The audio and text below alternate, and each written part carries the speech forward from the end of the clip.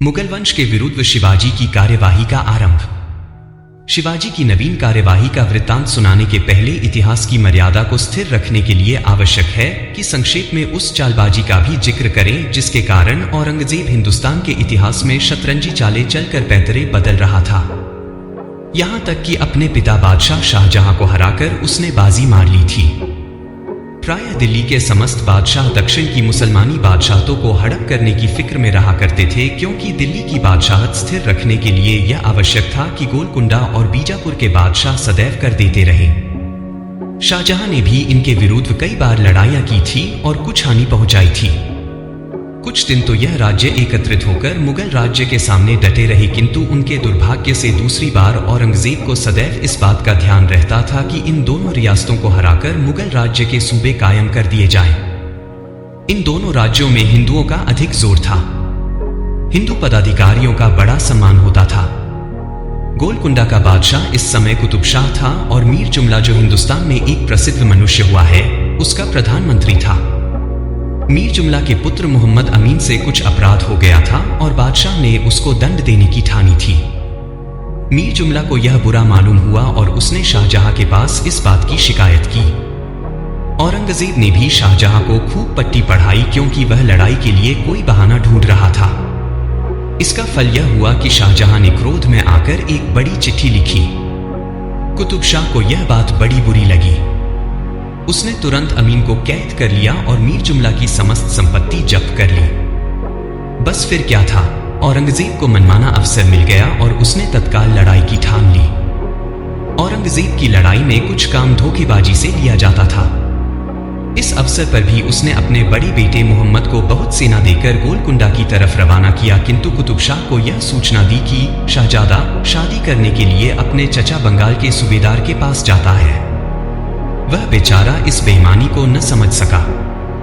कुतुब शाह को इन बातों का तभी पता लगा जब शाहजादा मोहम्मद सुल्तान उसके द्वार पर जा पहुंचा। विवश होकर कुतुब शाह ने अत्यंत दीन भाव से संधि कर ली और 1 करोड़ रुपया वार्षिक देना स्वीकार कर लिया। मीर जुमला दिल्ली दरबार में बुला लिया गया और इसे मंत्री का पद दिया गया। इस बीच में मोहम्मद आदिल शाह, बीजापुर का बादशाह, 9 नवंबर 1656 को मर गया। दारा शिकोह के द्वारा इस बादशाह का शाहजहां से परिचय हुआ था। इस कारण औरंगजेब इसको नुकसान पहुंचाना नहीं चाहता था। इसके मरते ही इसका बड़ा बेटा आदिल शाह तख्त पर बैठ गया और इसने दिल्ली के बादशाह से किसी किस्म की बातचीत न की। जब मुगलों को यह बात मालूम हुई तो वे आपे से बाहर हो गए और उन्होंने यह बहाना बनाया कि अली आदिल शाह बादशाह बीजापुर का बेटा नहीं है, और इस बहाने बीजापुर पर चढ़ाई कर दी। मीर जुमला और औरंगजेब इस लड़ाई में अफसर थे। बहुत सी लड़ाई और मुकाबले के पश्चात बादशाह बीजापुर में न ठहर सका। उसने क्षमा की प्रार्थना करनी शुरू की। जब औरंगजेब को शाहजहां के बीमार पड़ जाने की खबर मिली तो बीजापुर के बादशाह से संधि करके वह झट दिल्ली रवाना हो गया। इधर मुराद बख्श और शुजा भी आगरे की तरफ आ रहे थे। दारा शिकोह शाहजहां की आज्ञानुसार राजधानी का कार्य कर रहा था। औरंगजेब ने लौटते ही मुराद को दम दिलासा दिया कि मैं तो फकीर हूं, मुझे राज्याधिकार से कोई संबंध नहीं है। दारा शिकोह और शुजा को बस में करके तुम्हें गद्दी पर बिठाऊंगा और मैं अलग होकर खुदा का भजन करूंगा, क्योंकि मुझे तो खुदा की भक्ति चाहिए। राज्य से मुझे क्या काम। अपने दुर्भाग्य से मुराद इस पट्टी में आ गया। मुराद और औरंगजेब की सेनाओं ने मिलकर दारा शिकोह की फौज को भगा दिया। इस प्रकार एक एक करके औरंगजेब ने अपने भाइयों को पकड़ पकड़ कर धोखे से मरवा डाला। पिता शाहजहां को कैद करके स्वयं बादशाह बन बैठा। यह समस्त वृत्तांत हिंदुस्तान के इतिहासकार भली प्रकार जानते हैं। निदान 1657 में औरंगजेब आगरा के सिंहासन पर विराजमान हो गया। शिवाजी भी औरंगजेब को खूब जानते थे। उन्होंने शिवाजी से संधि कर लेने की आज्ञा दे दी और कहा कि जो इलाके शिवाजी ने बीजापुर की रियासत से छीने हैं वह उन्हीं के पास रहेंगे, और साथ ही यह भी हुक्म दे दिया कि टावल और समुद्र किनारे के अन्य मुकाम भी शिवाजी ले ले। यूं तो बीजापुर के राज्य को शक्तिहीन करने की यह चाल थी, परंतु वास्तव में औरंगजेब ने शिवाजी को कैद करने की चेष्टा की थी। इस प्रकार अनेक युक्तियां की गई, 20 तरकीबें निकाली गई, परंतु शिवाजी औरंगजेब के हाथ न आए, अलग ही रहे। इससे स्पष्ट ज्ञात हो गया कि शिवाजी अब औरंगजेब से दो हाथ करने को तैयार है। शिवाजी ने सन 1657 के मई महीने में रात के समय जुनार शहर, जो मुगलों के इलाके में था, को घेर लिया और खूब लूटा। यहां से उनको 3 लाख कोपड़ाकरण, घोड़े, बहुत से अमूल्य वस्त्र और अन्यान्य वस्तुएं प्राप्त हुई, जिन्हें शिवाजी ने तुरंत पूना और रामगढ़ भिजवा दिया। शिवाजी स्वयं ऐसे मार्ग से, जिन पर बहुत आदमी नहीं चलते थे, चलकर अहमदनगर पहुंचा और उसे लूटना शुरू कर दिया। इन्होंने बहुत घोड़े खरीदे और सवारों को नौकर रखा।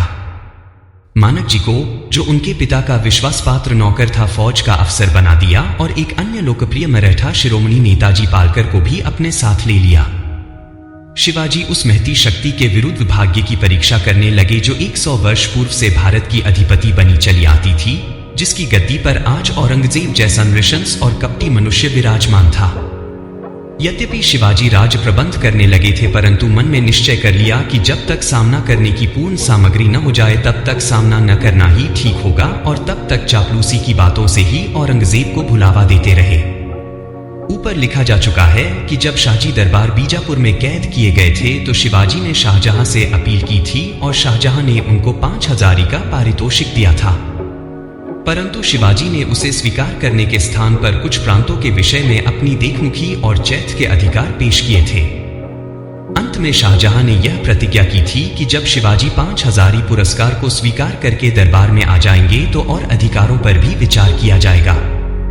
शिवाजी ने अब फिर इस विषय में औरंगजेब के साथ बातचीत की और बीजापुर के बादशाह आदिल शाह के कुप्रबंध की नींव पर कोंकण प्रांत पर स्वत्व जमाने की आज्ञा चाही तथा अपने पुराने अनुचर को पेश किया और बारी बारी से रघुनाथ और कृष्णजी भास्कर नामक वकीलों को मुगल दरबार में भेजा।